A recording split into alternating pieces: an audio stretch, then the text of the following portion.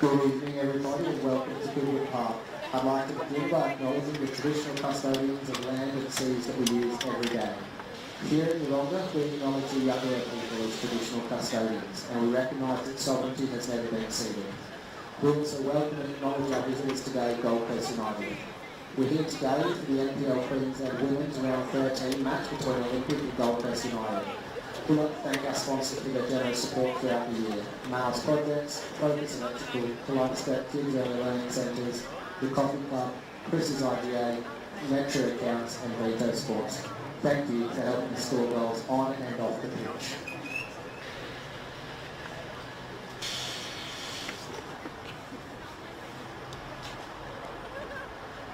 Lining up tonight for Olympic FCR. In goals, number 40, Tamara Cunningham, sponsored by the Coffee Club. Good evening, everyone. Welcome to Goodwin Park for round 13 of the NPL women's competition. The fight for the finals continues as two sides will be chasing a very important 3 points as we move into the final few weeks of the season. It's Olympic FC against Gold Coast United live on FQTV. I'm James Coughlin here to bring you all the action for this Saturday night spectacular. This is going to be the first of 2 times these clubs will face off in the space of 4 days, with their round 4 catch-up match taking place at Talabudgera on Wednesday night.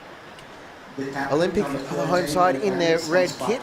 They enter the weekend in 5th place, sitting outside the top 4 only on goal difference. They lost to Lions 3-0 midweek during the catch-up game. However, depending on results this weekend, they could finish as high as 2nd or as low as 7th. Gold Coast United, they're back in action for the first time since July 9th.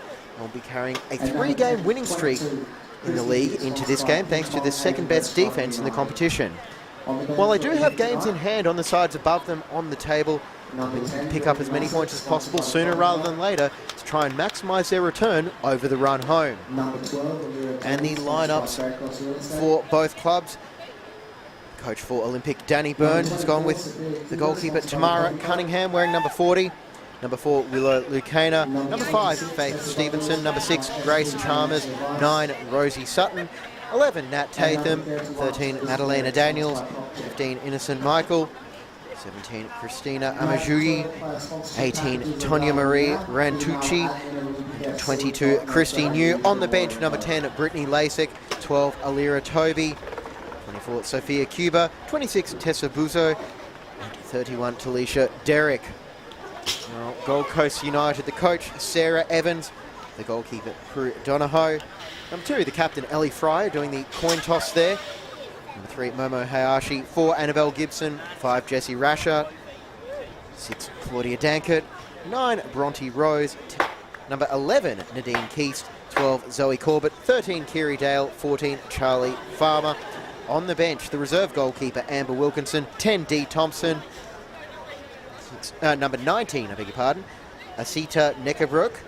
25, Holly Cesarago. And 27, Charlie Adamson. So it is 5th against 6th in the competition, but not in the battle for 2nd place. Olympic are 1 point behind Souths. Gold Coast United 2 points behind 2nd place Souths and 3rd place Easts as well. So it is a very close congestion of teams in the middle of that NPL women's ladder, and there is plenty on the line tonight. And after the teams have switched sides, we'll be seeing Gold Coast United getting us underway, going from right to left on your screen, and we are very pleased to have your company. And the match officials as well, the referee Brad Kuipers, the assistant referee Robin Melancon, and the assistant referee Jeon-Hyo Kim. And with the formalities done, we are ready to get things underway here at Goodwin Park.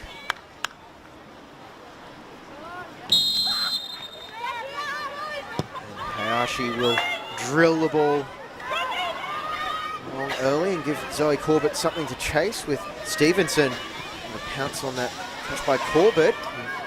Broncos looking to go on the attack early. As you mentioned, Broncos do have the league's second best defence, but they also have the second fewest goals scored in the competition. However, how the latter is comprised, that could be changed with one profitable evening. There's no shortage of goal scoring opportunities this evening, and no shortage of goal scorers in the United lineup as well.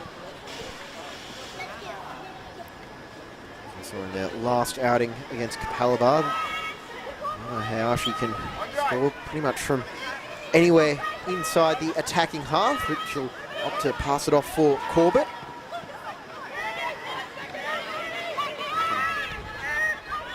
Anywhere up and down that right side of the pitch, and it's really starting in an attacking role tonight, although that is likely to change. And Chalmers there on mop-up duty, just to send it over the sideline.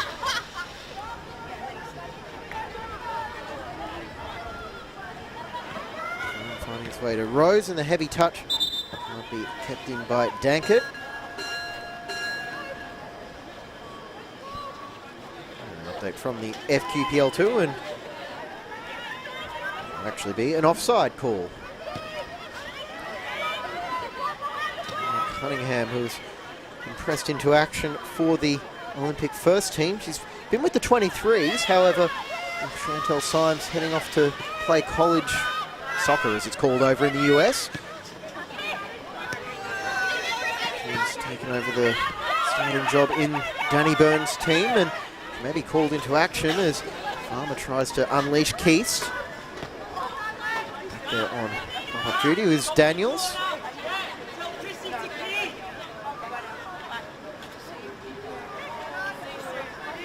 Dale.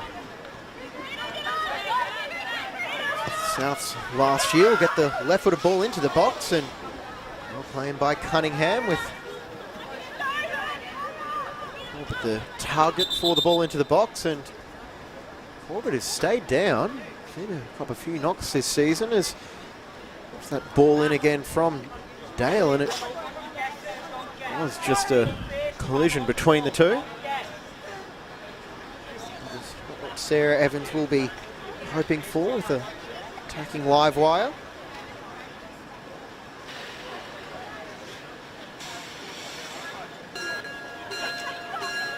Corbett will try and shake it off.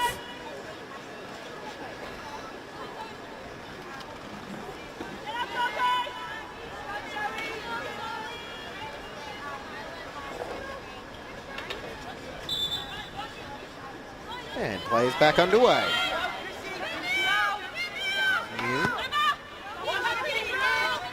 Played over the top there and giving Imajui something to chase.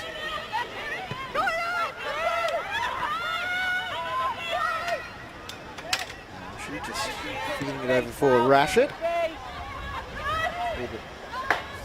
For Annabelle Gibson. Chalmers can't bring that one under control, and here is Rose. She'll take the shot on from range and bounce into the arms of Cunningham.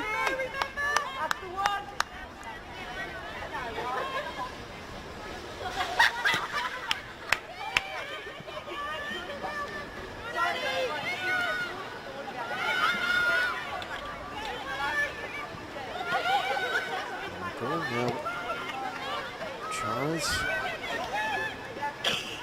Roberts. Kana is seeing her pass picked off in midfield. Farmer trying to thread the needle through for Corbett, who she's shaken off that collision with Cunningham.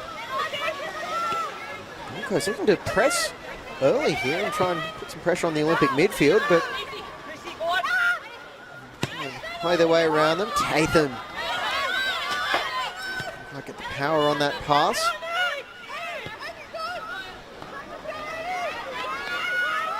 Gibson finding herself in space. Sizing up her options, opts to go for Corbett, but Leah Kaner is there to drill that into the fence on the far side.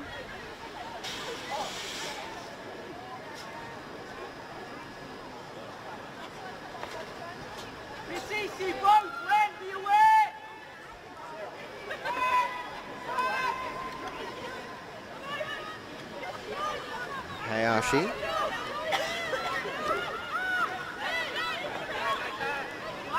Farmer losing out to Michael. As Sutton.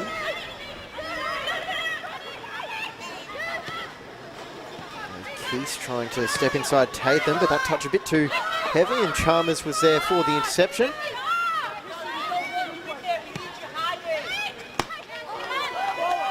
Fryer stepping out of the defensive line there to try and kickstart the attack.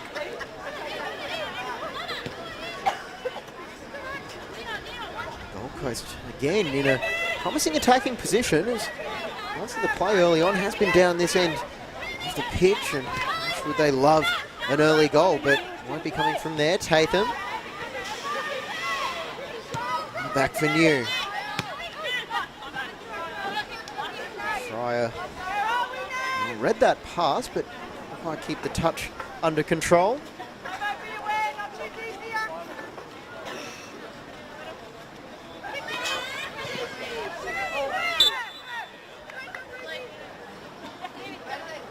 Free kick for Olympic.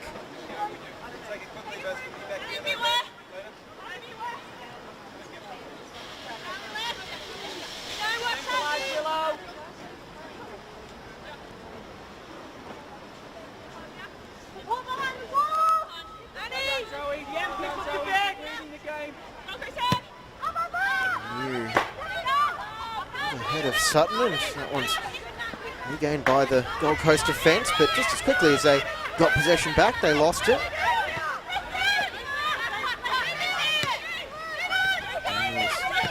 The armband, and Sutton trying to turn the corner, but out it goes for a Gold Coast throw-in. Danny Byrne keeping the talk up from the sideline.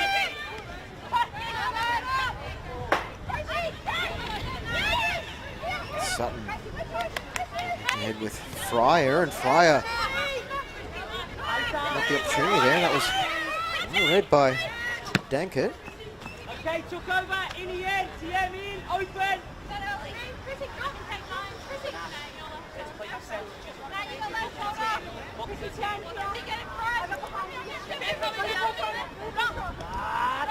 We're Toby on the Olympic bench, just working our way back from injury as well, and a pretty solid weapon to have. Ready for the second half. Farmer just getting a boot in. New.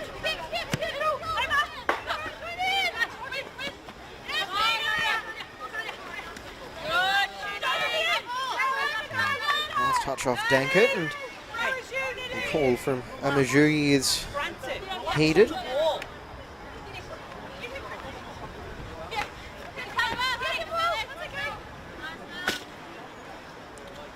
Fryer out-muscling Sutton. In there and higher. That's better.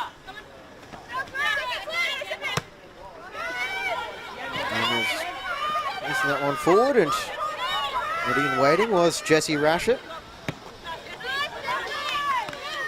Plenty of experience in the A-League Women's.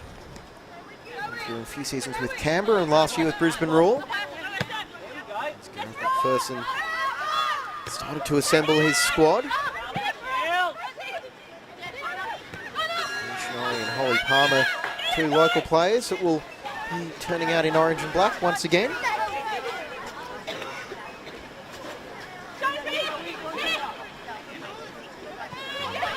Holly Palmer having spent the season with Lions and Capalaba respectively, and Farmer stepping past Michael, now getting it for Corbett. He's got a pair of red jerseys in front of them, and not on the same page as Gibson, and played it in behind her. That one's regathered by Rantucci. Holly Farmer busy in midfield. The breakout players of 2020, Charlie Farmer. After injuries last year. It's good to see her back in action.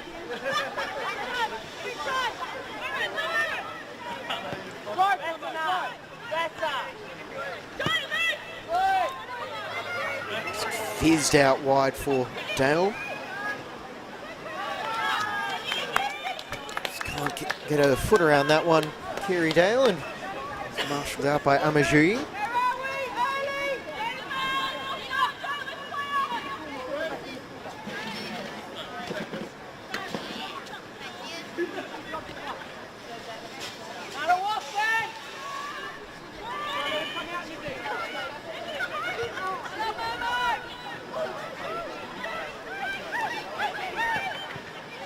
Stevenson stepping inside Corbett and regathered the deflection off Hayashi. And Tucci can't keep it in, so out it goes for a Gold Coast throw-in. The Olympic winger kind of gave herself up on that. Back for Farmer. Yeah, swing there by Keast, but was unpunished. And Hayashi might, well, I think that might have been a possible shot, but eventually it turned into a pass to Rose, who just asked a bit much of Corbett.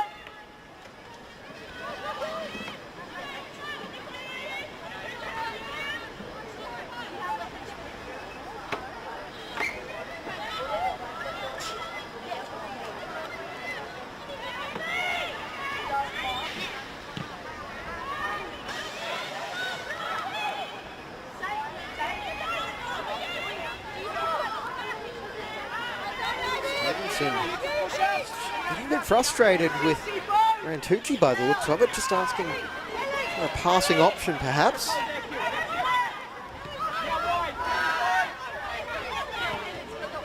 Fire for Dankert, now out it goes for Gibson to launch towards the back post, but Evelyn Daniels now on the follow-up. Claudia Dankert just came off her shin. Hayashi giving her plenty of respect, but Farmer will take the shot on. And certainly giving Cunningham something to think about from range. It won't go down as a shot on target. And Farmer catching that one in collision with Tatham. Keast now Hayashi. Making the run ahead of Dale. She will go out for Dankert and see a flag, so get that off Daniels, and we've got the game's first corner, I believe.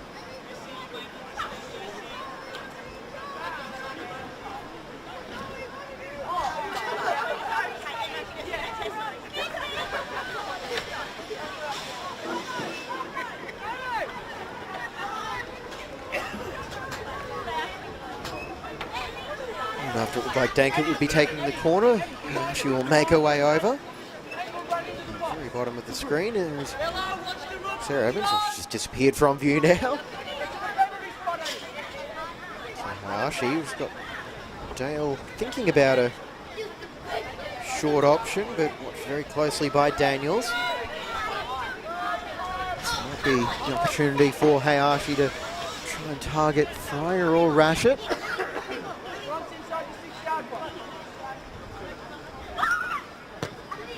Goes towards the 6-yard box. It goes through a crowd of bodies, and amazingly, I don't think it actually took a touch off anyone.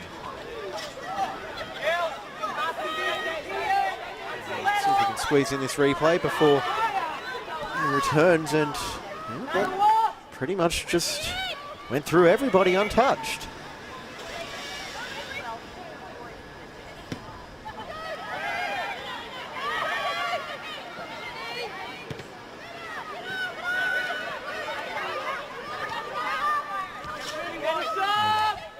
All the way back now for Donahoe.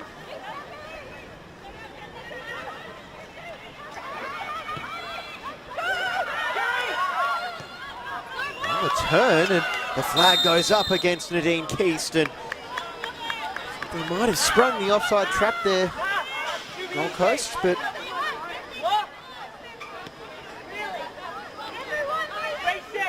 You've got to be higher there.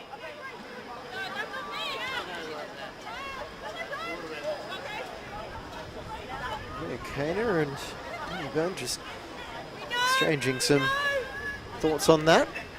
Either way, it worked out well for Olympic. With a quarter of an hour played at Goodwin Park, still waiting for the breakthrough.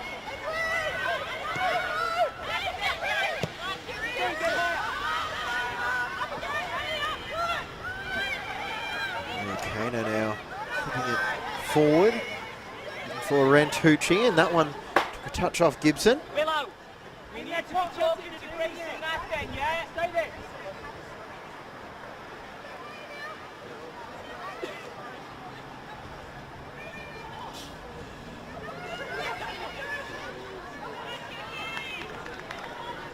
And over it goes for another throw-in for Stevenson.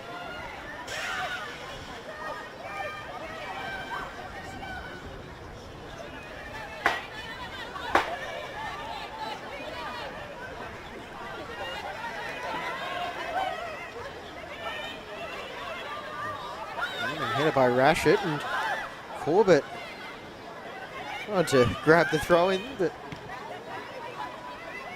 Corbett was having nothing of it.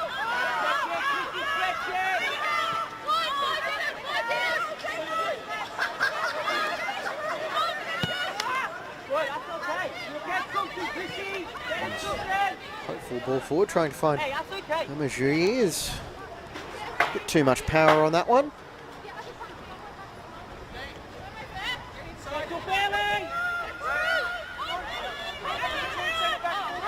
Hayashi able to escape the attentions of Sutton, and now she'll try and put the ball forward, and that one was targeted for was Cunningham.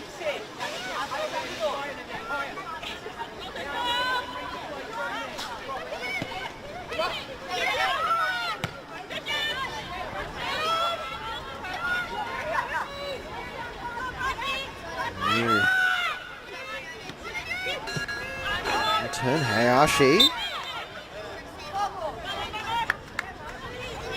Earning the free kick as Wiltshire have a 2-0 lead now over Ipswich Knights in FQPL action, the men's side of the competition.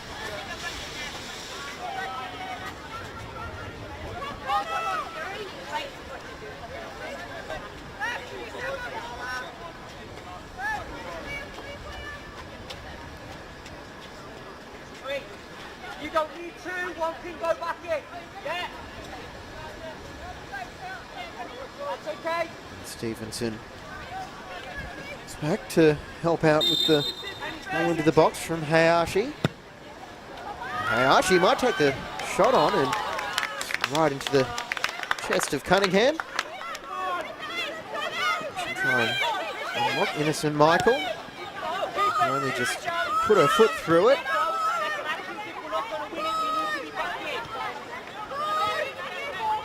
Hayashi, but seeing a plethora of red jerseys in front of her. And a heavy touch by Gibson. She's able to recover. And Hayashi trying to play in Corbett, and Leah Kano does just enough to get the corner, to get the goal kick, I beg your pardon.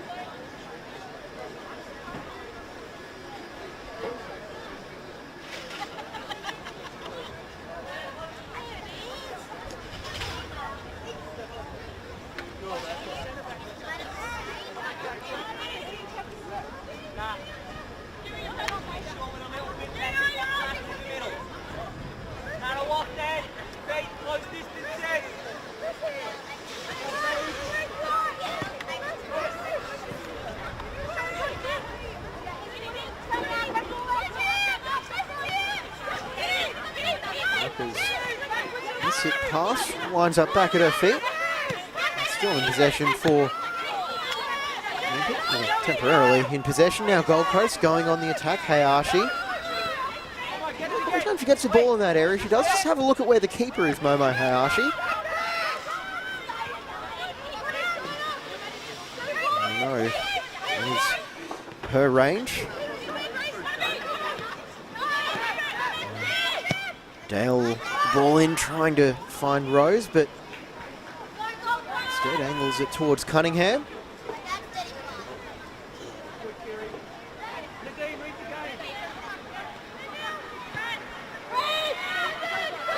Cunningham having to escape the attentions of Rose there, and Rose putting it in a lunging challenge there to keep the pressure on as Cunningham tried to clear it there, and Gold Coast press just causing a few issues at the back for Olympic.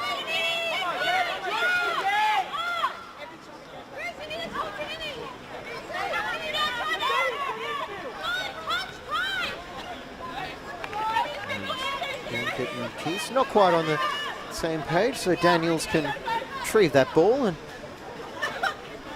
give the home side the chance to clear their lines.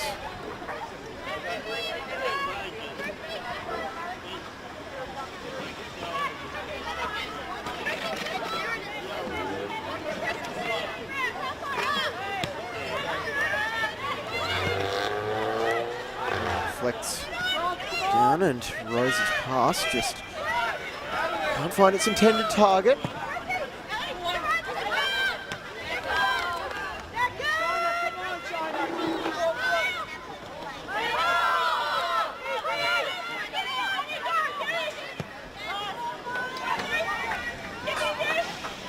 They're in action as well at the moment. Taking on Penn Power in a big game on that side of the competition as well. That match on demand or highlights on FQ TV, the FQ channels. And Fryer forward. Dankert, Hayashi. Hayashi trying to play it over the top there, and the track back was Stevenson. Now Gibson, Farmer. Stevenson putting plenty of pressure on, and Gibson held up well. Now back it goes for Dale. That shot troubling Cunningham, and get within 15 yards of her. Now with a chance to go on the attack again. East over for Rashid.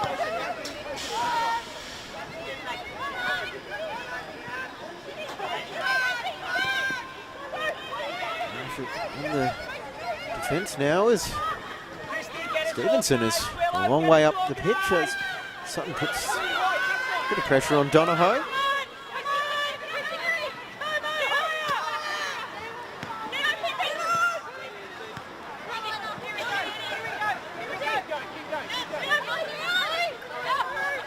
Fryer given time to set up for the pass and play it out wide now as Gibson.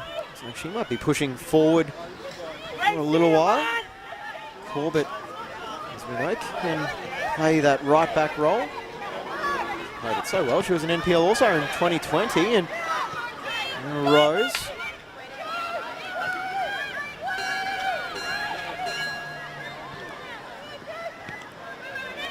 She's just everywhere now. Take the shot on and bounce into the welcoming arms of Cunningham.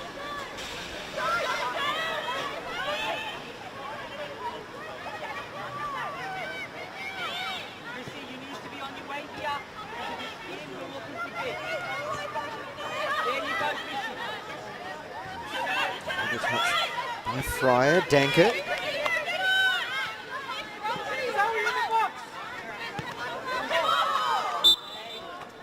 And as you might have heard from the Gold Coast bench, there was a handball there.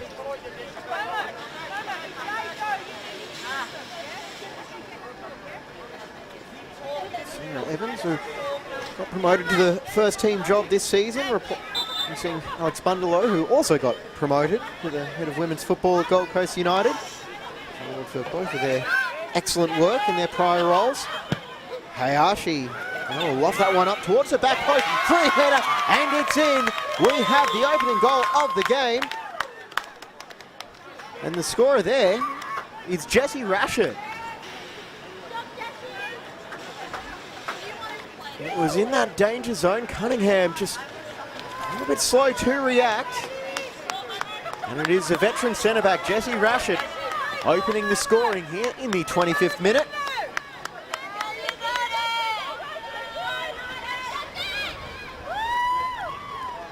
A beautiful ball into the box by Momo Hayashi. Just had a few range finders, and that was exactly where it needed to be. You can see That's Cunningham goal just to Gold Coast United, scored by number 5, Jesse Rasher. Scores Gold Coast United 1 Olympic medal. see Cunningham just grabbing a shoulder after that collision as well. I'll have to keep an eye on the Olympic shot stopper.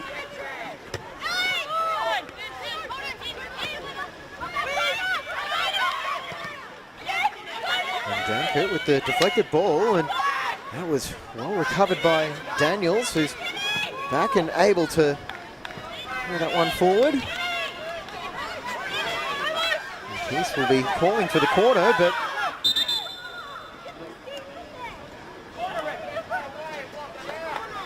looks like Keith might have been actually right with her appeals. And the assistant on the far side has actually flagged that it did cross the byline, so it's going to be another corner for Gold Coast United. And well, off their last set piece, they scored a goal. You see another one here. Hayashi lost it a long way back, and it was run in by Rashid, and Corbett trying to slide it through. Michael. And tracking back well, Jesse Rashid.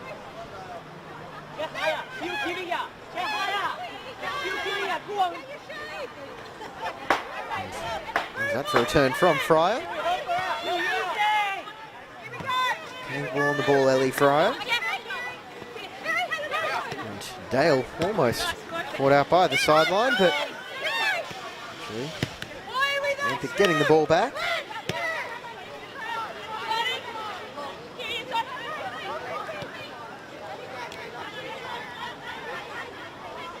They're getting a little bit deeper in that pocket, right in there. Stretch it, Len. Stretch it, Len.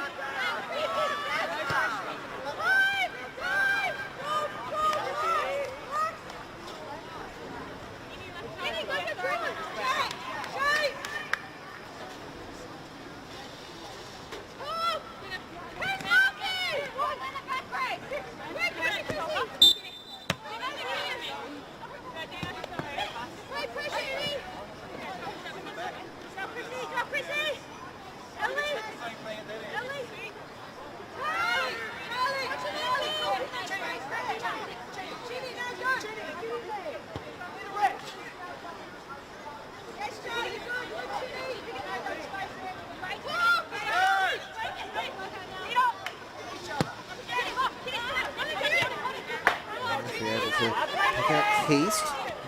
Sends it inside for Dankert, who loses possession, and Dankert stuck a foot out to block the clearance of Chalmers, but Dale was already trying to track back.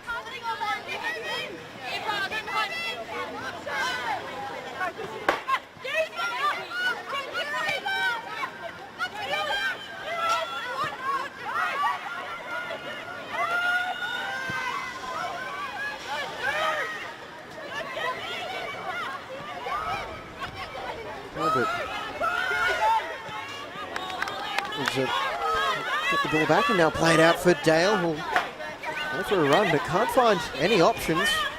Put her arms up asking for somebody, and eventually she finds Keast, who promptly returns the ball back to her teammate. Now switch it over towards the far side, but it's back to the middle of the pitch, and Farmer dispossessed Tatham, and Gibson getting the ball back. Rose.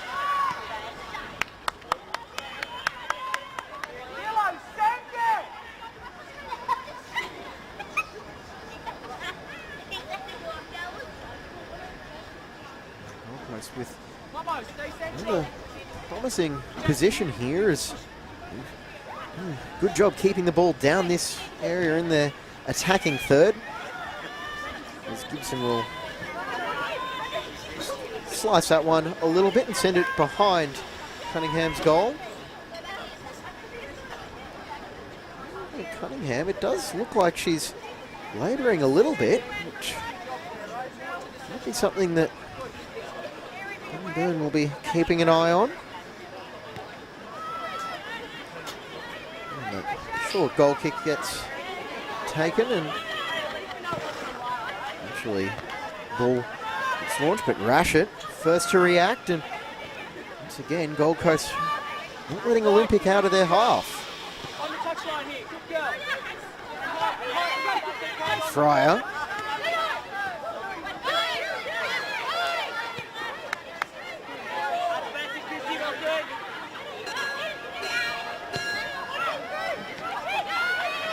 Now Dankin, she's got the ball and she's got a slide to get it out to Dale, and Dale's reaction tells you all you need to know about that shot. She's closed down well by Daniels.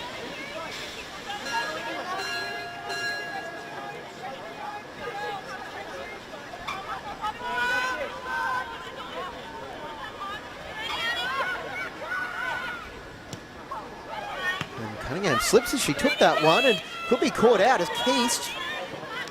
Well, the idea was there from Nadine Keast, but Cunningham did, to her credit, look like she had stepped back up on her feet and was anticipating the quick fire shot. And she's got to go and retrieve the ball.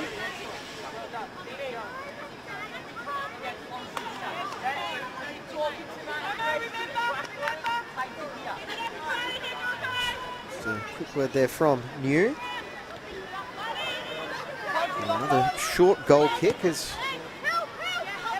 the health of the Olympic keeper might be something worth keeping an eye on. And Hayashi held in midfield by Michael and quickly helped back to her feet by Tatham.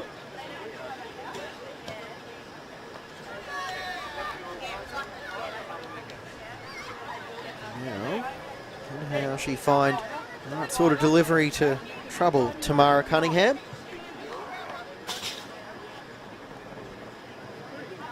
Best in seconds, Tamara alive. Second game as the full-time starter for Olympic, and Hayashi just stealing a few extra meters, and now Hayashi off the long run up, and she'll try and get one on target, but can only send it over the crossbar.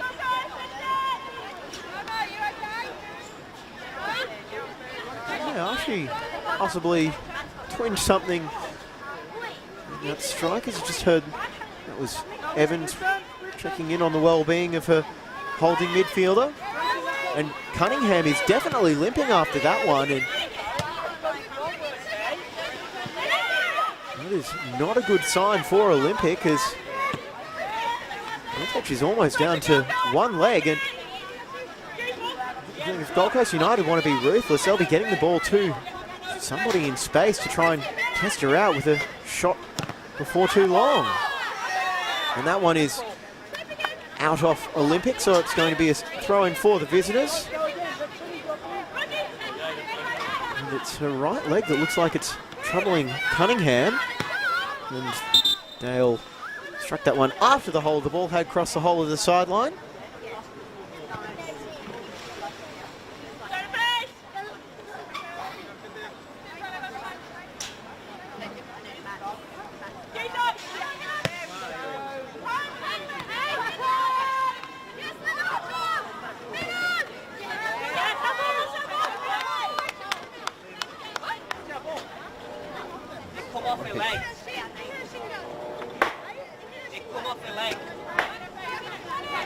Danny Byrne just answering some of the questions there.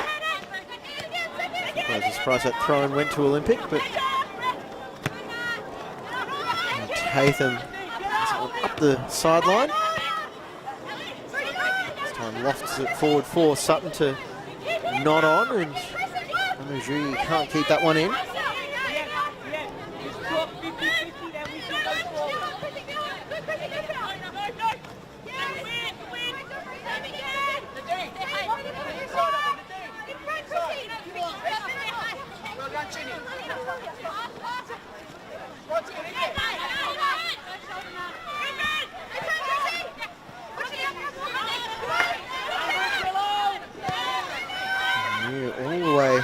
back, and Cunningham is well enough to play that one out towards Stevenson, who also sent it forward, but Rashid has position on Rantucci.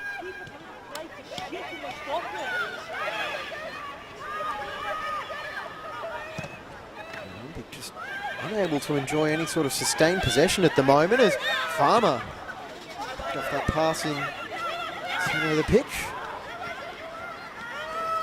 Gibson covers and Michael now, and a loose pass. Sutton could be in. She's into the box. She'll strike the ball, but can only play it into the foot. Jessie Rashid well defended there once again by the game's only goal scorer. It was a loose touch from Rashid. It showed enough for Sutton to get a foot to it. And raw Gold Coast United defender. Stick a foot out to ensure that not too much damage could be caused from that. Over goes Tatham for the corner.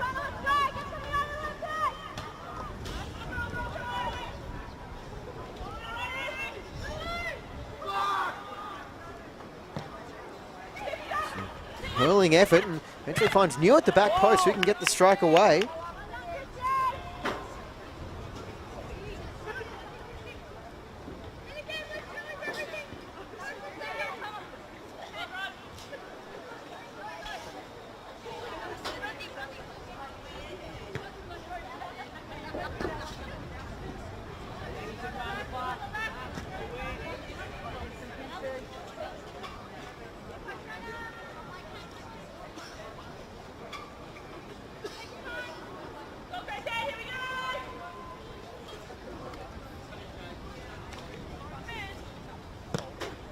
Chalmers. Fryer with the commanding header to temporarily clear the danger, and that danger will come to an end with the misdirected shot from Daniels.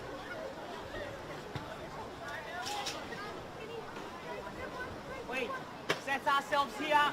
Wait. Michael chase down Fryer, Dankert. And a loose touch there, Sutton now with a second chance in as many minutes. Rosie Sutton able to escape the challenge of Fryer, but just rolls her effort wide. See here, Gold Coast trying to play their way out, but a loose pass from Dankert gave the ball to Sutton, and Fryer very cautious to cause too much trouble, but again another near turnover in midfield for Gold Coast, and going to be an area of concern perhaps as Hayashi gets the attentions of Sutton to play the ball forward. Keys, and Cunningham can only play that one over the sideline, and there's alert work by the Olympic keeper. She hobbles her way back into the 6-yard box.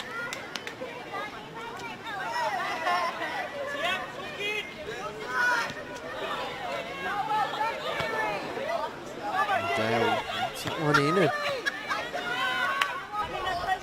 Air swing almost open up a chance for Corbett. Hayashi gets that one under control, and she'll try and turn around to find a bit of space for a cross, and eventually New can clear it as far as Dankert.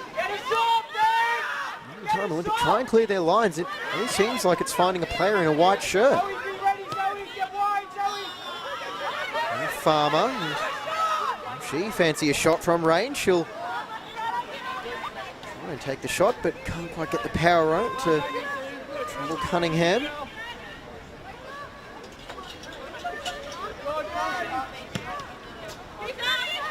Cunningham gets it away. Michael forward now for Sutton, and if you are Olympic through the opening 40 minutes, you've got to be glad that it is only a 1-goal deficit, and all you need is one quick passage of play and you'll find yourself right back in it. Once it stays 1-0, and Gold Coast going on the attack again. Hayashi trying to find Rose, but New was alert to the threat. And Tucci having a whole lot of luck against Gibson. Fryer in space, and now Dale. Acreage out on this near touchline, and she'll drive for the byline to try and cut it back, but can only play it off Elena Daniels, and it's going to be another corner. And Dale will work quickly for Hayashi, and Michael tasked with closing her down, as is Amajui, and now Dale will put it on the left foot, but can't get it by Daniels.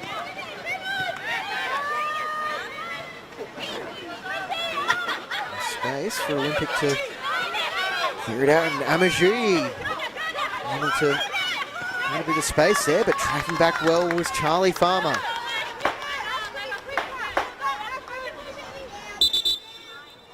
And now one of the players is down, and it is Corbett who looked like she got the knock early on, and there you just see on the replay, we didn't see if there was any contact or collision that caused it, but Corbett, after colliding with Cunningham in about the 3rd minute, has gone for the last 38, and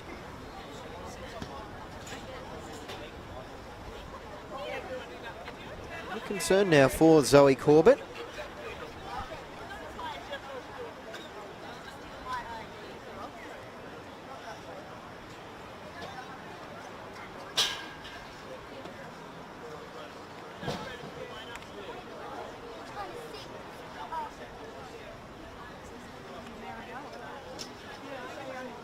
With 2.5 minutes to go before half time, we'll wait and see if that is the end of the shift for Zoe Corbett.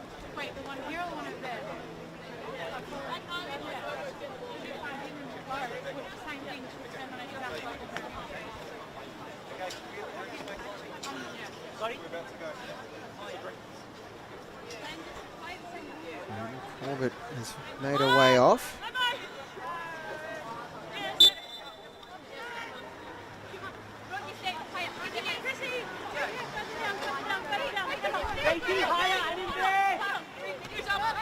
Dale, the header, and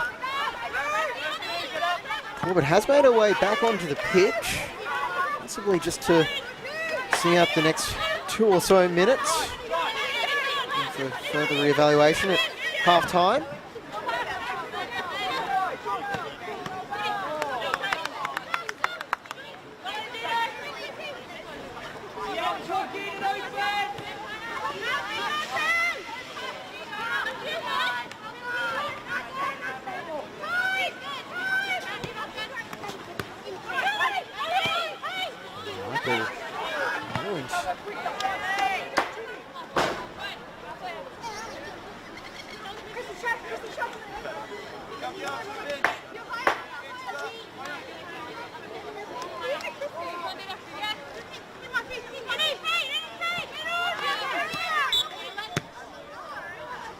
Now for Gold Coast.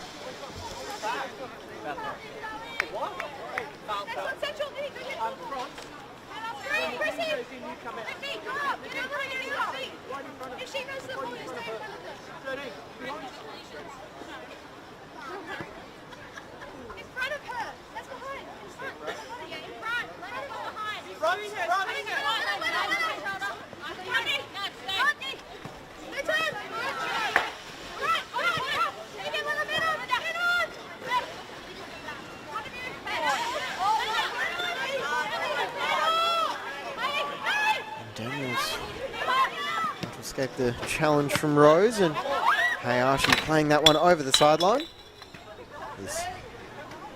The bottle is knocked over by the ball.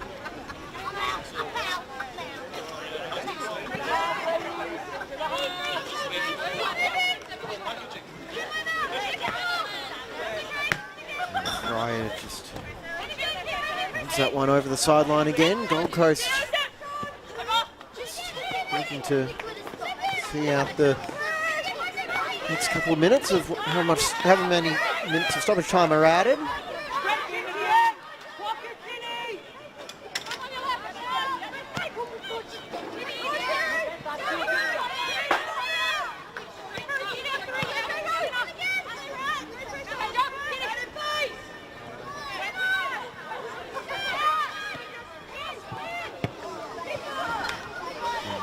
With a possible through ball there, and that's another player who's feeling the effects of the first half, which has seen a few players suffer knocks and niggles, and hopefully nothing more serious than that.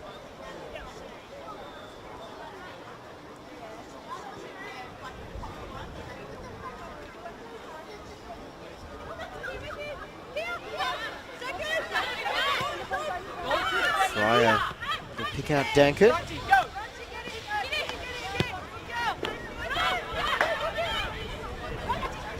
Goes back for Farmer, and Rose. Good by New. And Tatham trying to pick out Sutton.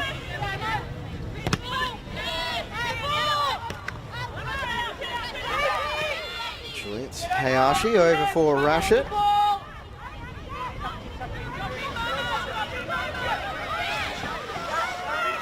Rashid still going for a run. Eventually she's met by Rantucci, and Rashid still able to get the cross away, and is met by Leah Kaner, and she can head it towards Tatham, and play will continue for the time being after a check of the watch from Brad Kuipers, our referee. How much more time will be added on, we'll see. We're into the 3rd minute of first half stoppage time. Dankert now back for Gibson.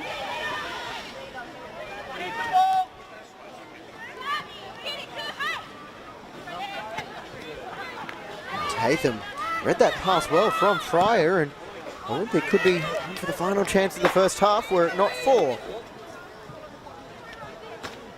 Hayashi being the closest player to it.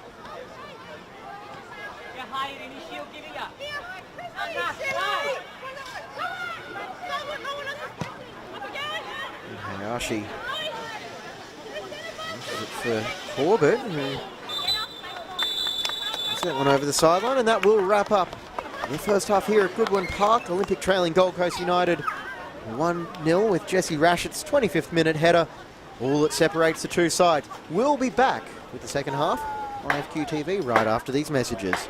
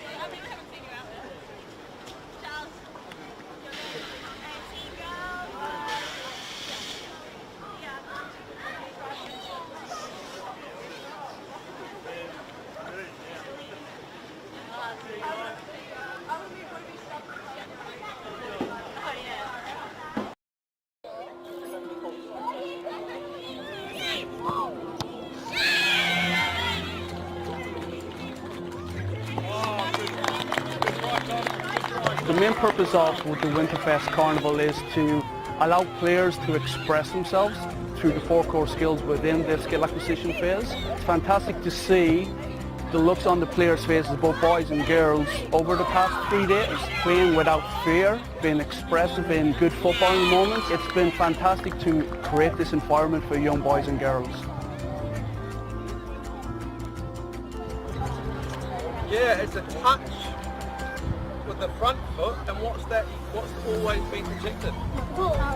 Yeah, your body's protected it. The main benefits for our regional FQ Academy programs is an opportunity to play against players outside of their regions.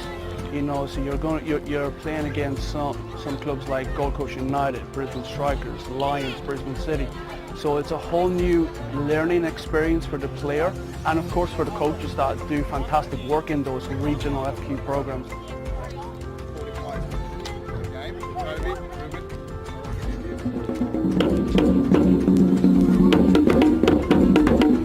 At the minute, the experiences both from players and parents has been absolutely fantastic. There was a moment there during the week where we have seen some of our regional players actually interact with some of our Southeast Queensland players. So just that environment there, there's possibility of friendships long term. You know, parents from a viewing perspective, all enjoying themselves. You know, I've heard a couple of players actually talking about visiting Australia Zoo, going to the local beaches. So not only is this an important football event for their development, but as a family, you know, it's creating new memories, you know, and fundamentally making our players, our coaches and our parents fall in love with this game.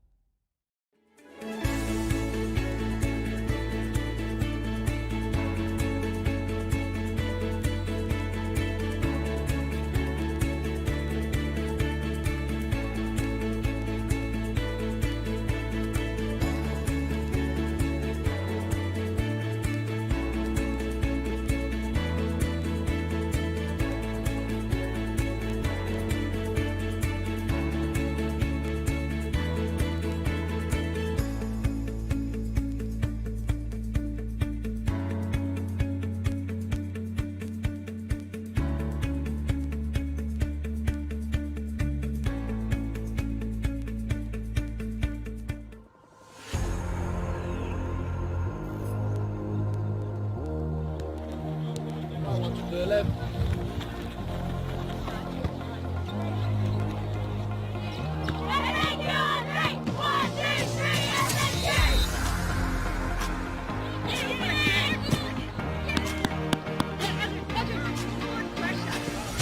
Keep on. Oh.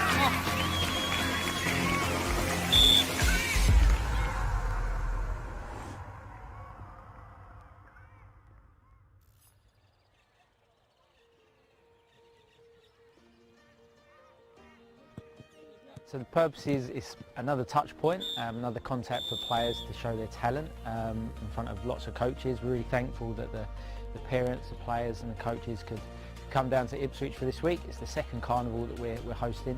It's another opportunity for players to show their current output on the pitch and also their future potential. They're assessing a range of parameters that we look at. Today they've got an education session as well and some physical testing going on.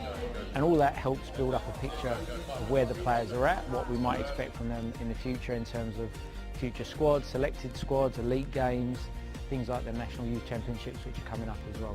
Obviously Queensland's a massive area and we need to make sure that we're giving opportunity to every player, doesn't matter where they come from, boys and girls. What we use is a database that is filled with lots of metrics in terms of on-field performance, physical performance, but we also have that personable touch in terms of knowing what the players like and how they reacted to different environments and giving them a provision that suits where they're at any given time.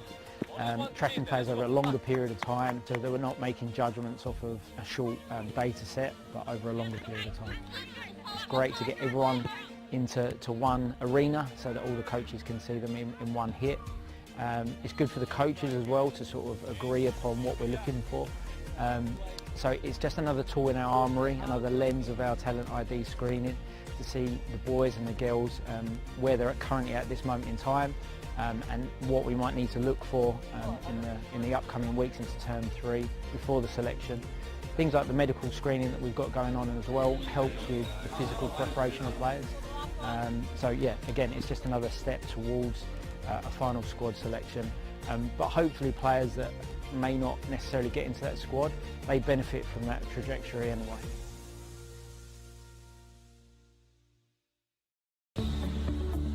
Felton Industries is proud to be the official shelter and grandstands partner of Football Queensland. Felton offers a range of premium aluminium grandstands, from elite portable spectator seating to soccer team shelters for players and coaches. Give your fans the best view of the game with Felton's comfortable spectator seating. With sun-safe shelters or powder-coated in your team colours.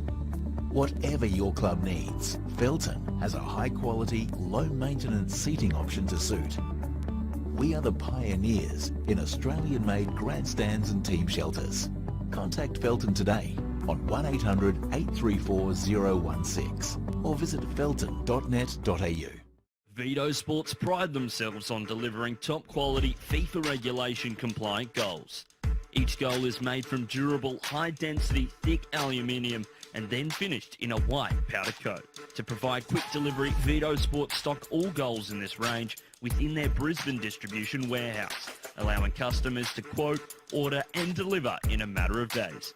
If you'd like to inquire about the Vito Sports goal range, email us at admin@vitosports.com.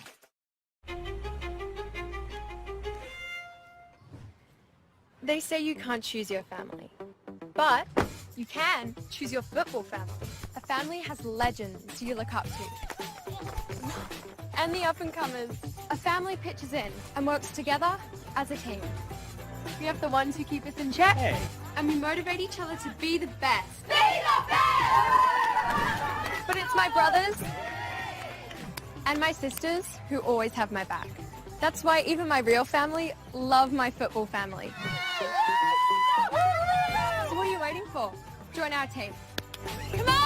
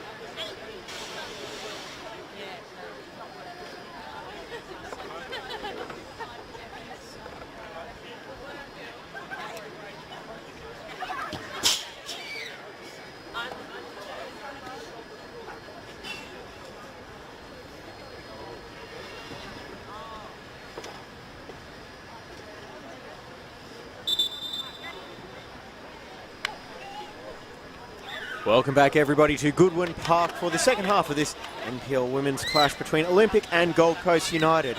Jessie Rashett's 25th minute header is what separates the two sides right now. I'm James Coughlin, here to bring you all the action over the next 45 and a bit minutes. We've got two changes being made for Olympic at half-time. Coming on in number 12, Alira Toby, and 26, Tessa Buzo. We'll just confirm who is in withdrawn. Let's go, ladies.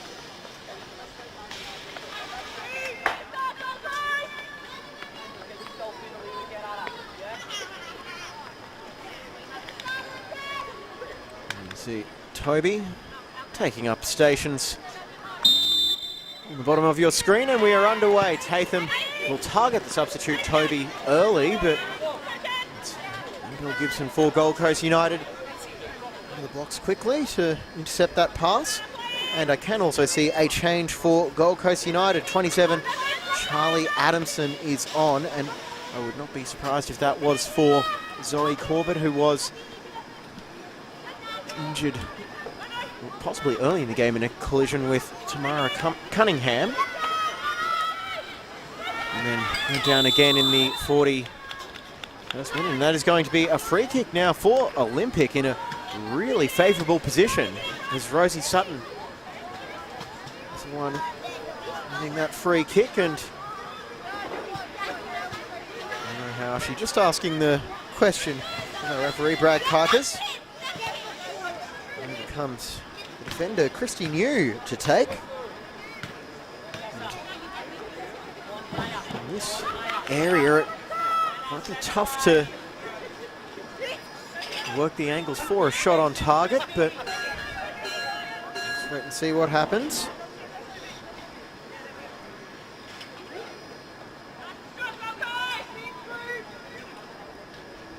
Donahoe, the keeper's station's right in the middle of her goal. And you will bend it in and just over the top of the crossbar, and just enough to cause a bit of stress for Donahoe.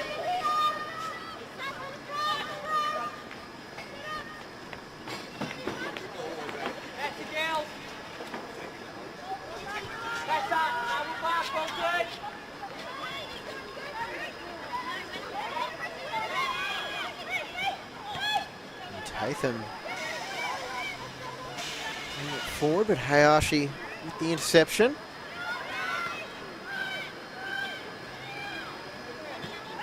Now the cross goes in. Can it find something? It can't. It can find Toby there and fizz that one over the bar, but a close moment.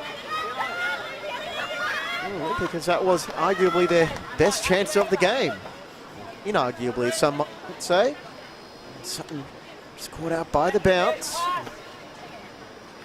Well hit from Toby.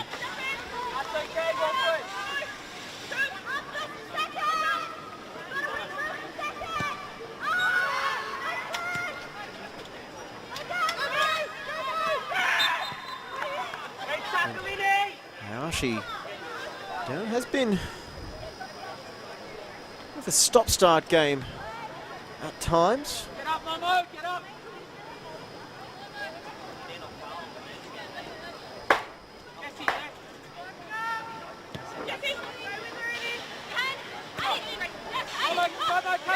Mash it.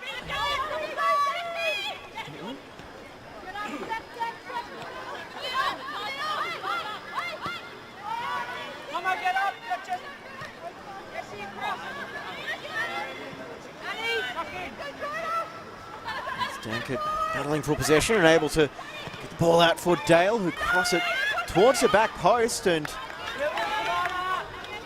aimed there by Cunningham as she had Rose and Adamson right next to her.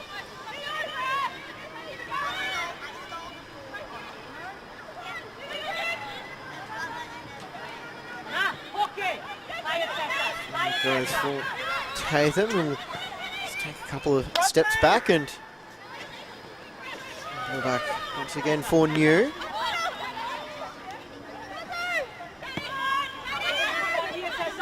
As for Buzo.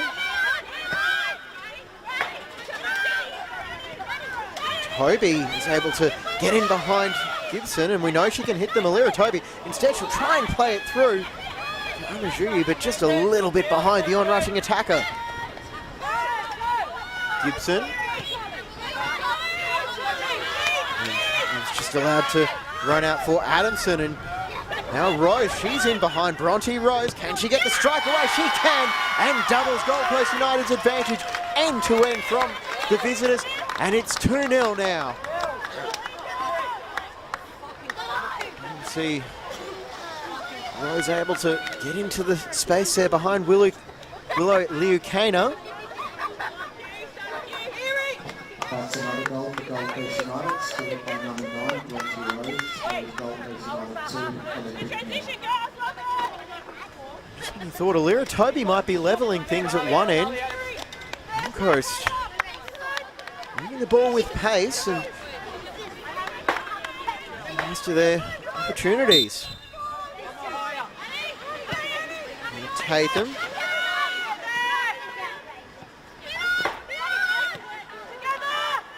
It's going to be a big challenge now for Olympic as they try and work their way back against what has been a very stingy Gold Coast defence. And Hayashi. Another free kick there. It's that collision between Michael and Hayashi, and well, Danny Byrne. Let me hear his thoughts on that.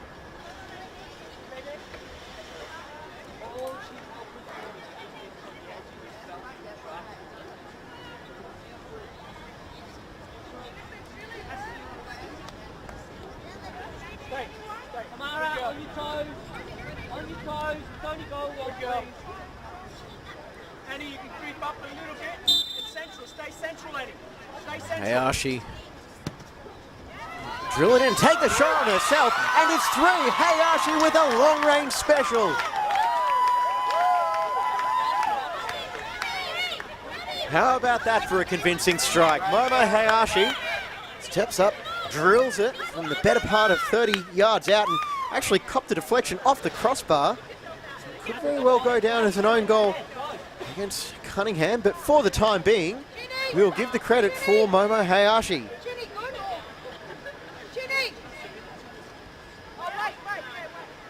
Wait, Jill, get inside of bag. Come on. In the blink of an eye, Gold Coast United, scored by number 3. it's 3-0 now, and we saw her limited early in the first half, and it looks like Cunningham might be feeling the effects of that.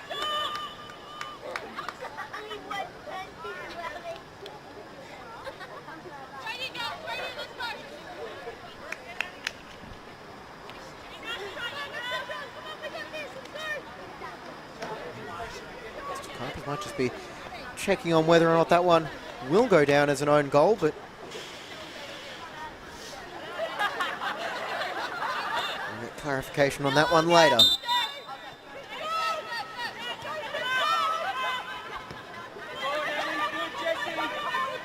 Now she won the free kick, and Donahoe out of her box and gets a boot through that one. It's over the top of Dankert, but Hayashi's there. That's a safety net.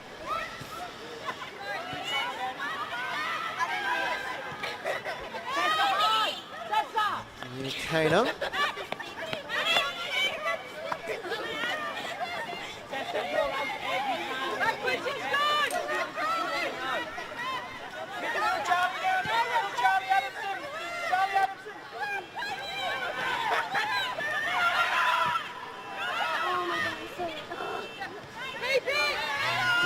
Back on the ball.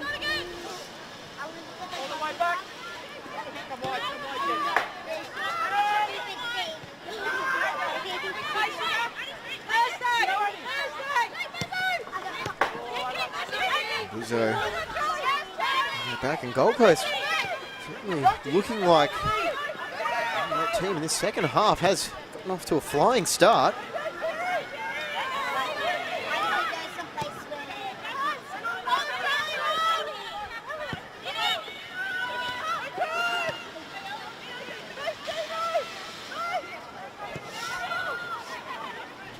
The top it goes.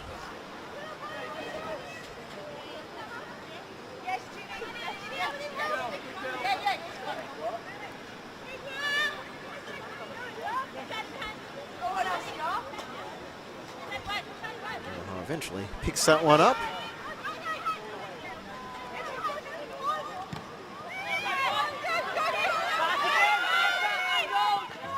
So may have been the target of that one. Leo Kaner was to the danger and was able to recover. Fryer. Adamson sticks a leg out. Gibson trying to get around Buzo, but substitute fullback. He's also listed on the team sheet as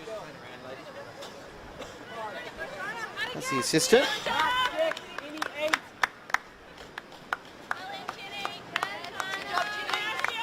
And Dankert coming off.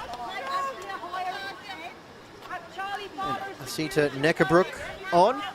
Meanwhile, for Olympic, looks like that was Grace Chalmers withdrawn for Brittany Lasik.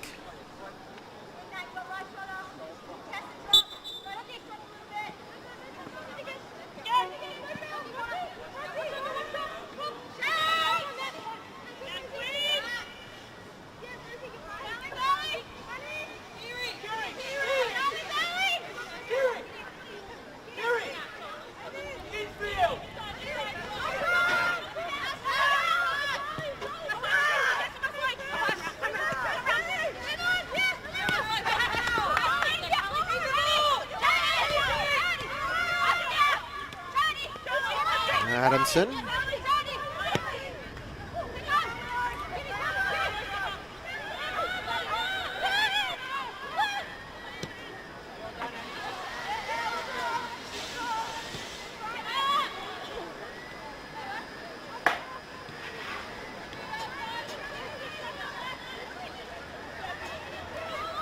Astia, stay, not too high, Astia, drop in the pocket. That's there, good.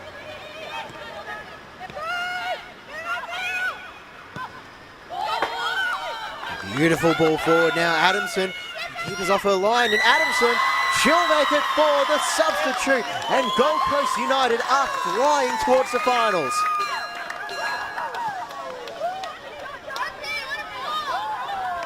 A beautiful ball there to unleash Adamson, and saw the keeper coming them off her line.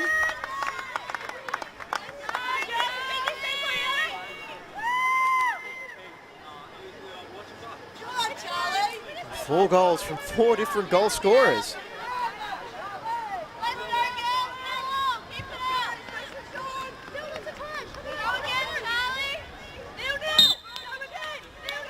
How's this for a statement performance from Sarah Evans' squad?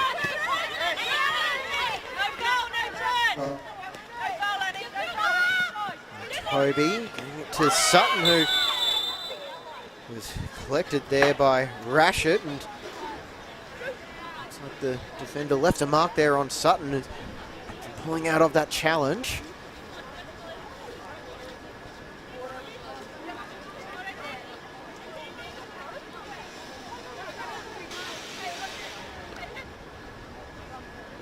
It's a crunching effort there. News for Sutton is leave a bruise, but lasting damage, we hope.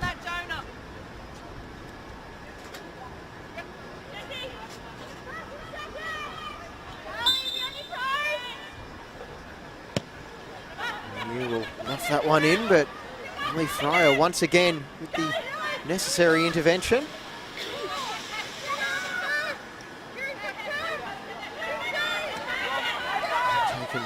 Toby now back for Tatham.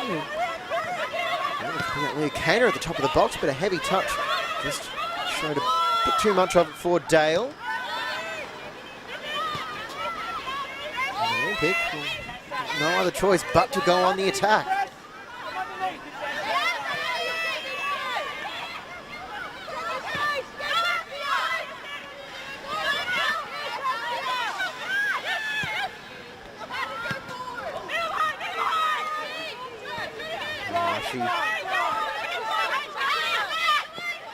Pick out Adamson, who tries to go around Buzo, but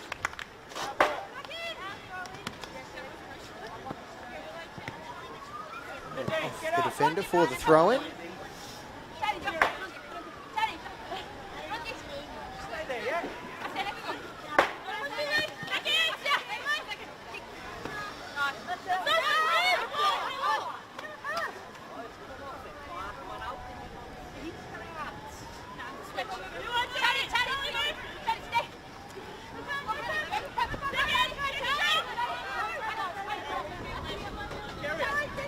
Eventually make its way over the sideline.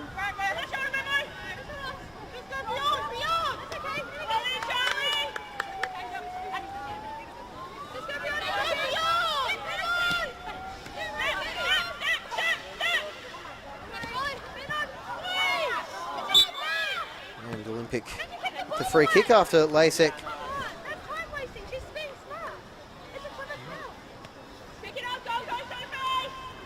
Tatham just voicing an opinion to the referee about time wasting with half an hour to go.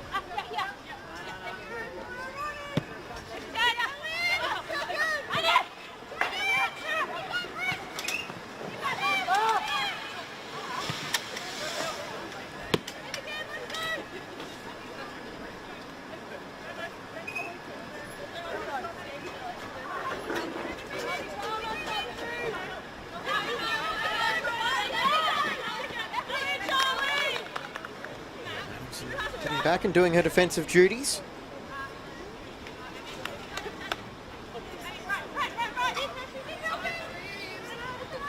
She does once again, leaping up for that header.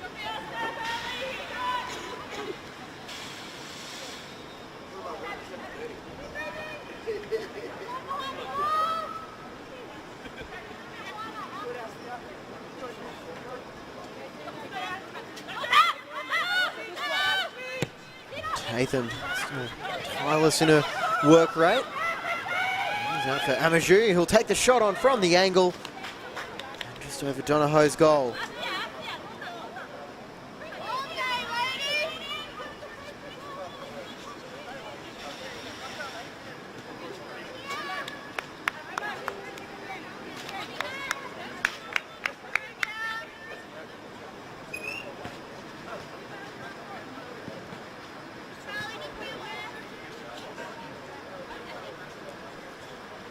Round 13 of the NPL women's competition.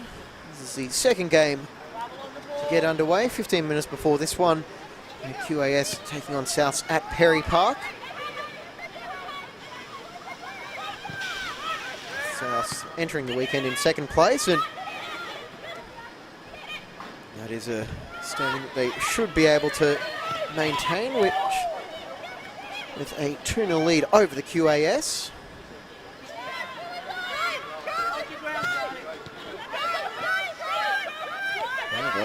Gold Coast United, at the very least, overtake Olympic. And Bronte Rose might be on for a double here. She's got Neckerbrook in the middle, and instead she'll go back for Adamson. The delivery, and Tatham. Still not long now. Fryer.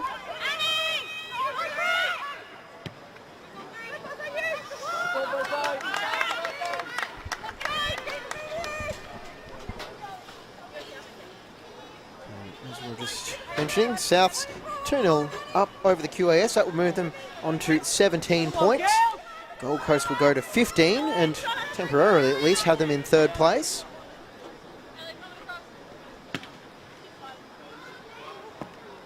East's taking on Sunshine Coast Wanderers tomorrow at 4 p.m. And Palabar into the weekend in fourth place. start on, well, they'll be starting at 4 p.m. as well when they take on Moreton Bay. Gold Coast in third place. They could drop down to 5th, but no lower than that. Assuming these results hold. It was a very competitive battle for the top 4 as it stands.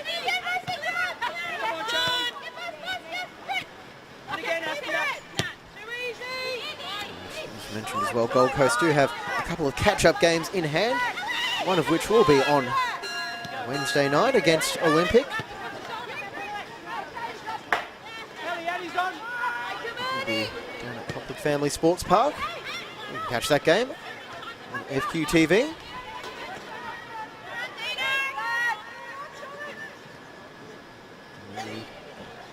Battle for finals positioning. If Gold Coast can complete the sweep, it would be a huge advantage in their battle with Olympic, and still wouldn't rule out Olympic as well. However, they can take points off just about every other team around them.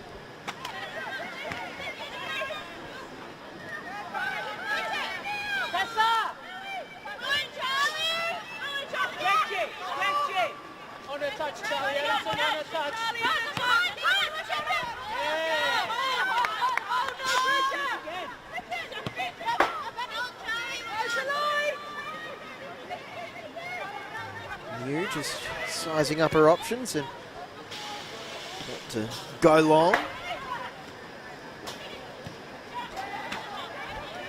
There's no getting through Ellie Fryer. The standout defenders here in the Sunshine State over the last few years, Ellie Fryer, and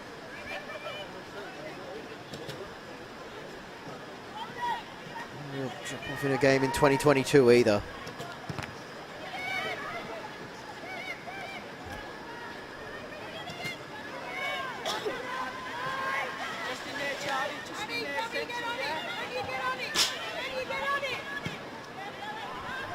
Left foot.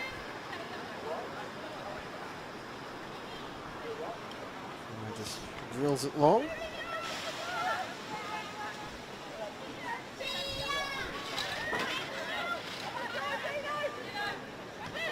Keith's the ball back. Neckerbrook. Trying to slide it through, and Buzo's interception winds up finding the feet of Bronte Rose. Keith's for support.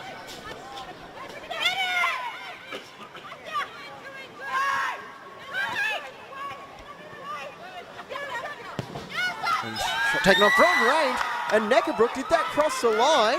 There is no signal from the referee, and eventually there is.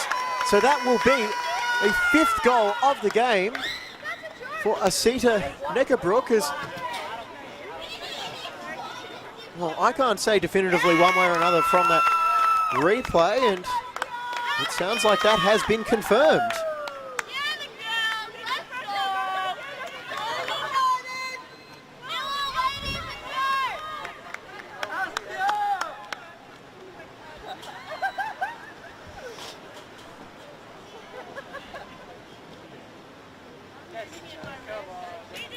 Just squeezed through the space between Cunningham's outstretched hands and the crossbar. And so after seeing it twice, maybe it did cross, maybe it didn't.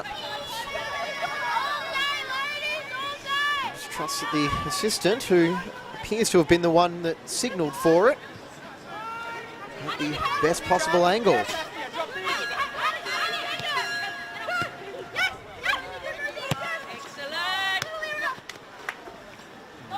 See Nara Cunningham fumbled in the first half, struggling with what to be her right leg. I wonder how much of a role that has played in Gold Coast United's second half barrage.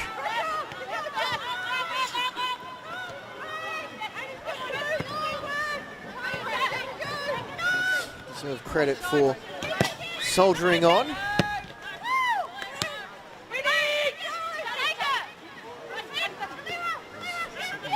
to think about. Toby trying to get it to Michael. Goalpost just looked faster. Since the kickoff, really, and they've done a good job pinning Olympic down in their own end.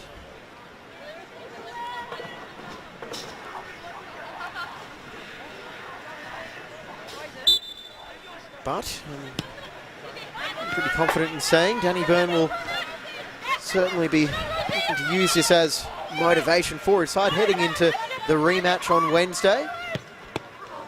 And Rashid almost created another attacking chance.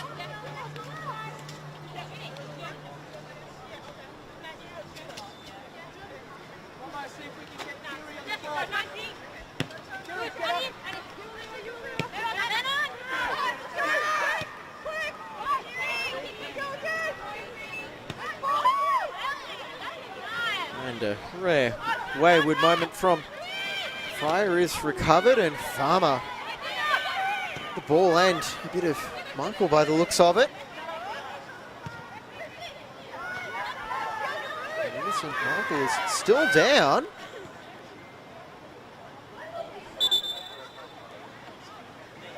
And that was crunching effort in midfield by Farmer, and I hope that's something too serious for her.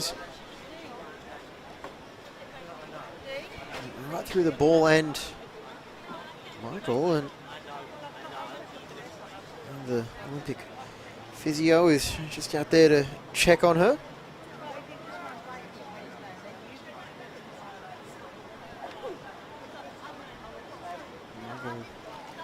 Credited with 3 goals this season, the second highest tally on the Olympic team.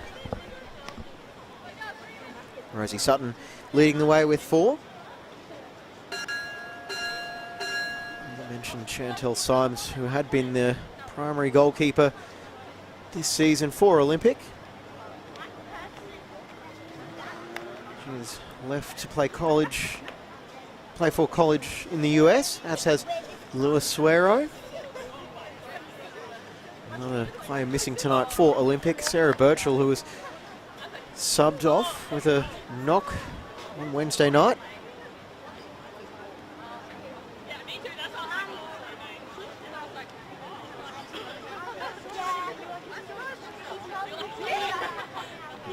Michael will trudge off as hope that it's just a knock and nothing more. He's coming off second best from that challenge.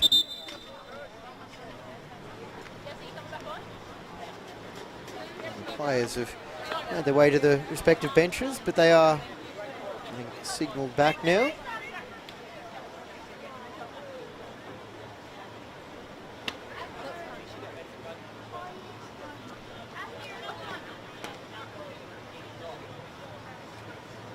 Just undergoing some fitness tests.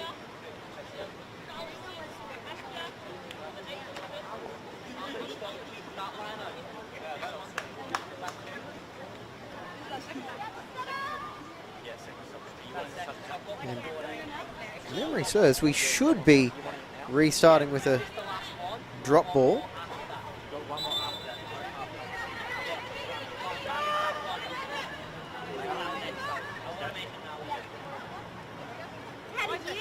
And the ball gets returned now to Olympic, who were in possession before the stoppage. Buzo skipping past the first challenge, and Toby in behind Gibson, and heavy touch short enough for Hayashi. Gibson keeping it away from Sutton, who I think was making a run in front of her to try and block the clearance. Goes Adamson.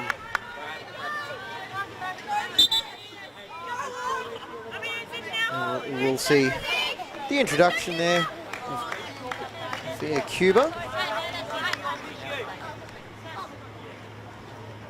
Place of Rosie Sutton. central, put your body in the way, work beyond, to go. Yeah? Okay, good catch.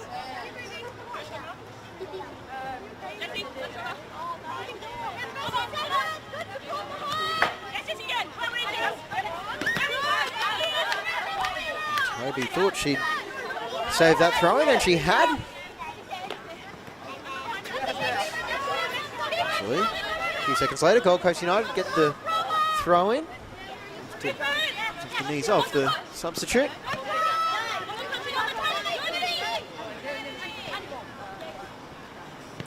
It's a bit of a family affair for the Cubas at Goodwin Park. Fraser was a mainstay of the team a long time ago, and brother Kian is part of the men's side that has just gone down to Penn Power. And Holly Cesarago will come on as well for Nadine Keast.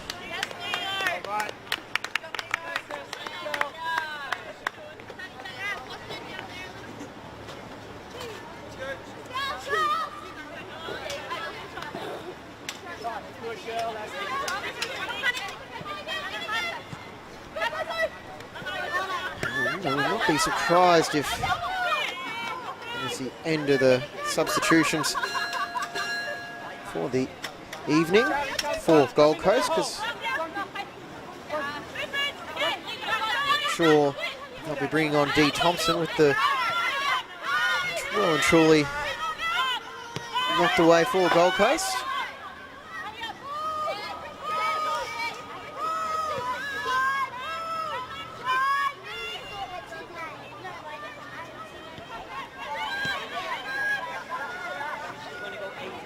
Michael is back up and moving on the pitch.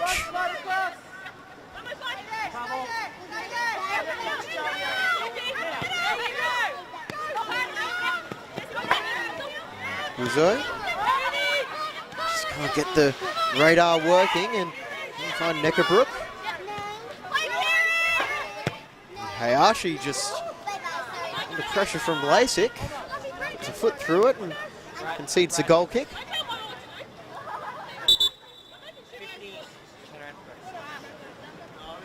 And that will be the final change for Olympic as well. Talisha Derrick or Innocent Michael. Danny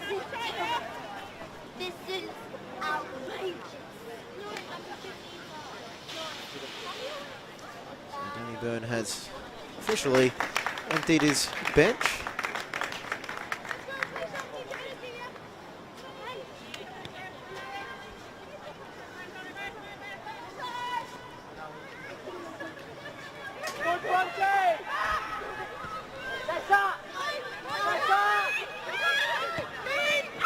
And almost by Cunningham as Adamson almost put a foot to that one, but another turnover for Olympic, and Adamson will get by Tatham, who got a foot in and just disrupt the momentum of the run, and that ball through for Neckerbrook was intercepted. Now Rose going down very easily. Rose. Referee not pleased by that one.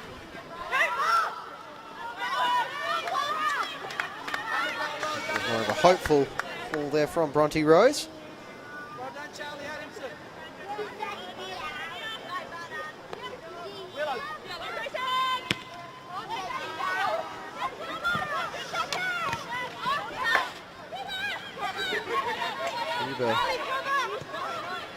Muscle Fryer, and effort in midfield.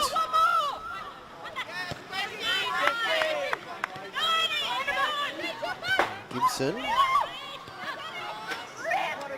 sees a run made by Farmer, but Farmer can't bring it under control. Could be coming back before too long.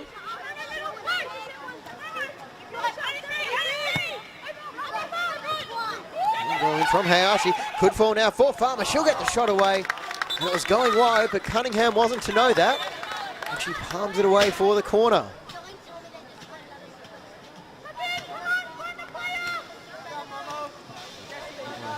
Hayashi, and exactly followed the path that was intended.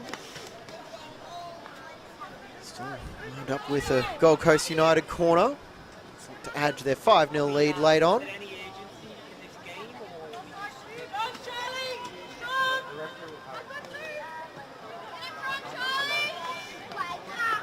With Hayashi looking to turn provider.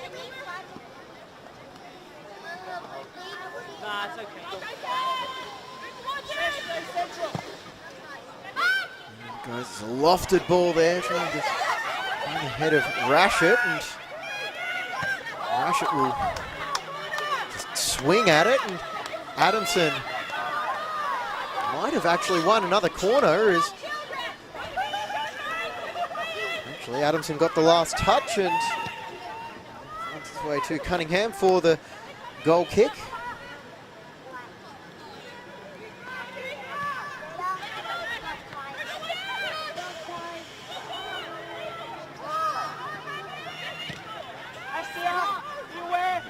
This is matching Olympics' biggest defeat of the season, as Cuba trying to do something about that.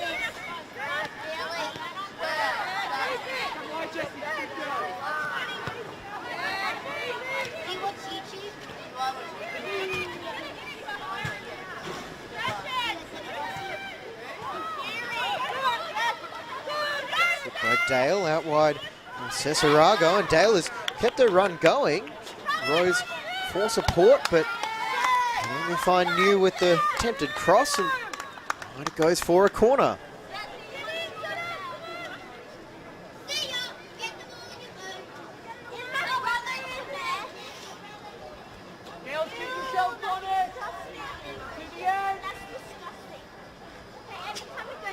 The visitors just happy to take their time with the set pieces now.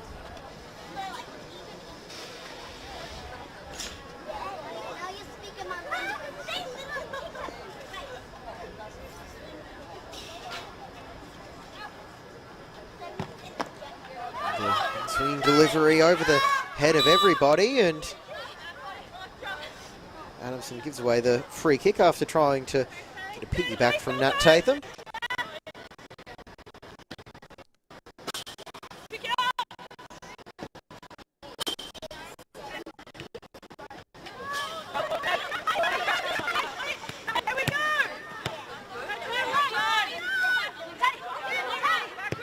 Returning to live action there is Toby's pass. Nickelbrook reading that one quite well, but the touch is a little bit too strong.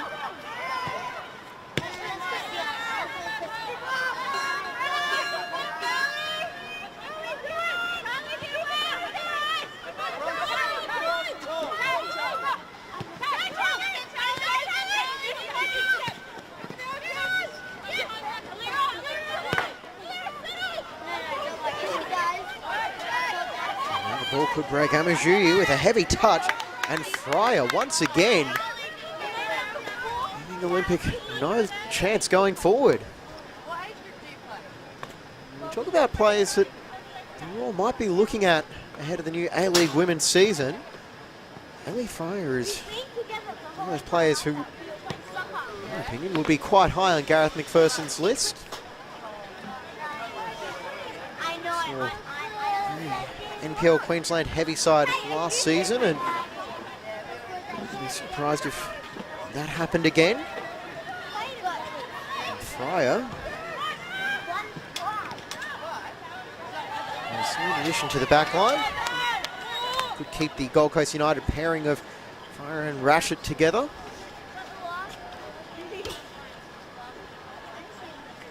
A couple of other players as well. Holly McQueen, who suffered that knee injury in last season's Kappa Women's Super Cup final and missed the entire A-League women's season. She should be back healthy as well.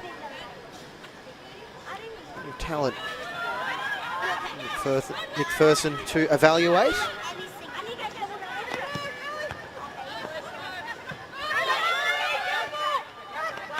Guzzo threw that charge well, and another Olympic player is down. It was a solid collision, and Buzo down. Might have been caught by a knee on the side there, perhaps. She did land on that left leg as well. It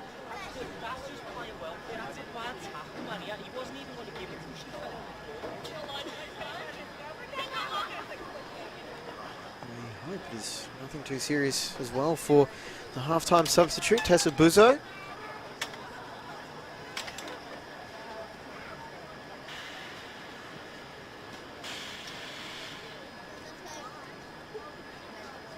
Just check on the knee, and it's never a good sign when they do that test, but it might have just been the landing that caught her out.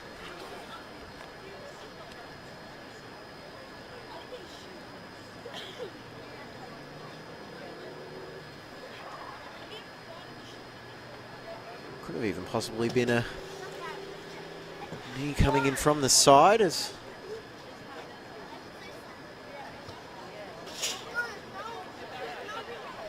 just another delay.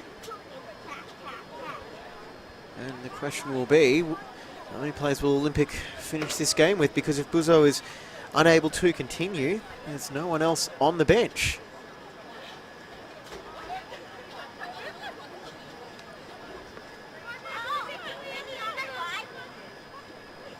Play will resume with the drop ball as Daniels will get us back underway.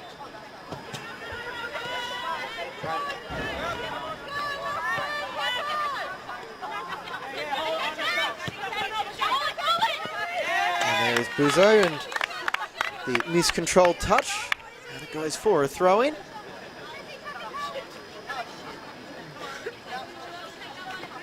Sides will renew hostilities once again on Wednesday at Talabudra.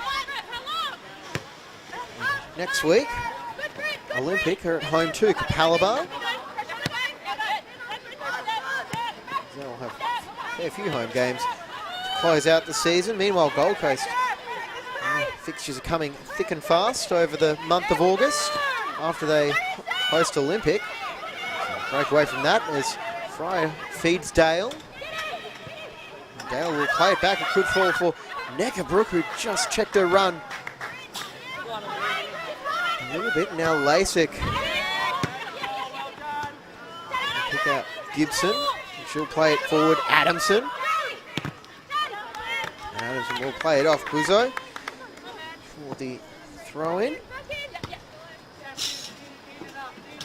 Gold Coast got a huge game next Saturday against Souths. Following weekend they're at home to East before round 16 clash at Richlands, where they will be taking on Lions, who thus far have gone 10 for 10 in the NPL women's season and actually aren't that far away from wrapping up the premiership. And Farmer had the ball, but will come back for the foul against Gold Coast United. Tatham line out for Buzo.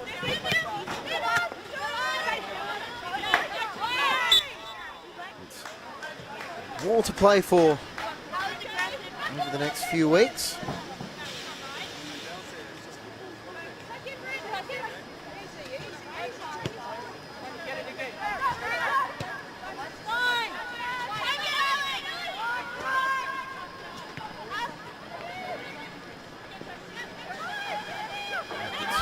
Midfield by Derek Lasik. Unleash a teammate down that far touchline, but just can't play it out wide enough for Amajui.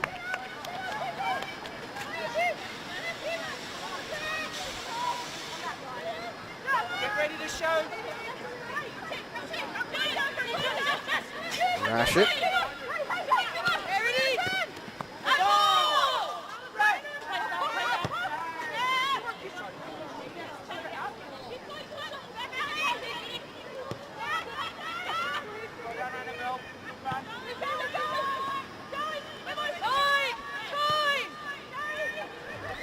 Ball out now for Dale. Hayashi with the pass out. 3 options in the middle to aim for, and is caught by Cunningham.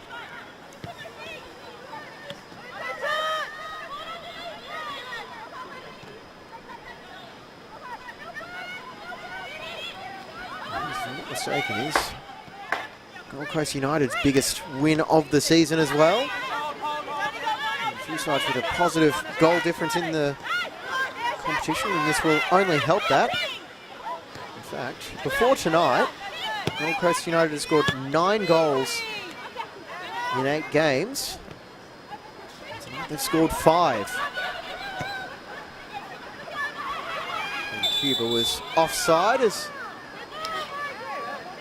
it's been that sort of night for Olympic.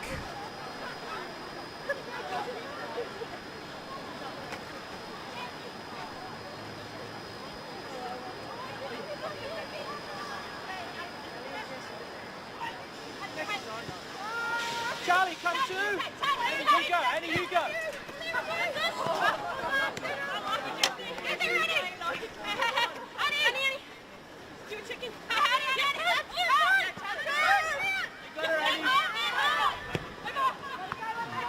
Toby getting it.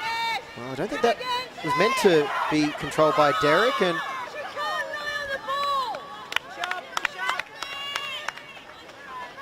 another free kick as we move into stoppage time, and we might have upwards of 4 minutes here. We've had 4 goals, a handful of substitutions, and a couple of injuries as well.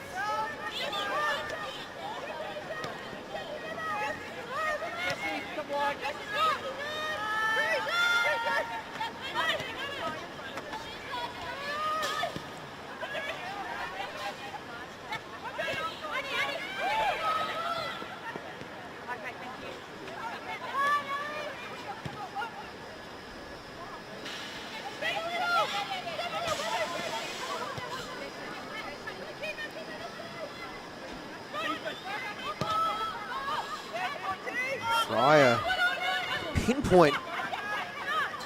Was able to pick out Rose, but Rose couldn't keep it under control.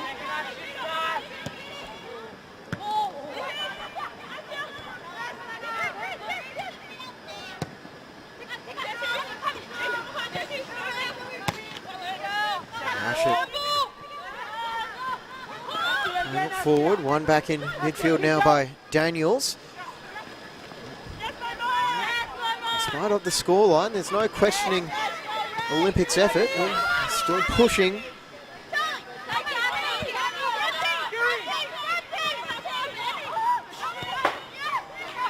Gibson trying to slide it through for Rose, but a little too close there to Leah Kaner. Can Cuba chase it down? She cannot. Into the 93rd minute here at Goodwin Park, and if you are still with us, very pleased to have your company. We close out Saturday night special on FQTV.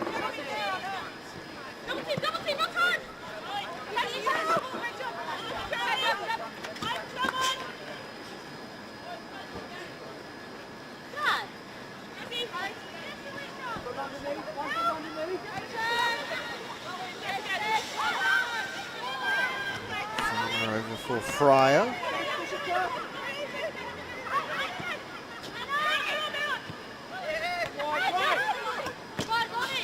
Rashid. A bit too much on that one, but a statement victory for Gold Coast United, 5-0 over Olympic. Jesse Rashid scored in the first half, and 4 goals in 17 minutes in the second. It was Bronte Rose. An own goal, courtesy of a Momo Hayashi strike, Charlie Adamson, and then Asita Neckerbrook with the icing on the cake. I'm James Coughlin. This has been a production of Double Take Sports for Football Queensland. We'll see you tomorrow for some more action from Corporate Travel Management Stadium.